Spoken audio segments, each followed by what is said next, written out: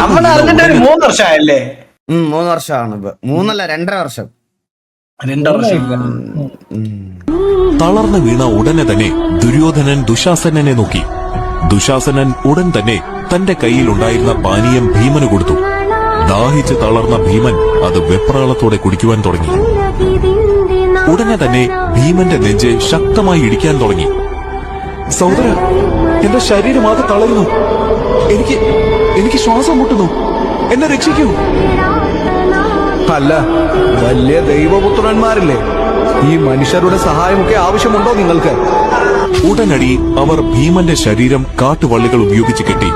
ശേഷം അടുത്തുള്ള ഒരു പുഴയിലേക്ക് അവർ ശരീരം എടുത്തുകൊണ്ടുപോയി. കൊടും വിഷമുള്ള പാമ്പുകളുള്ള ഒരു പുഴയാണത്.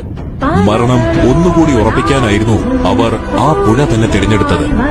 ഭീമൻ ഇല്ലാതായതിന്റെ സന്തോഷത്തോടെ ദുര്യോധനനും ദുശാസനനും കൊട്ടാരത്തിലേക്ക് മടങ്ങി.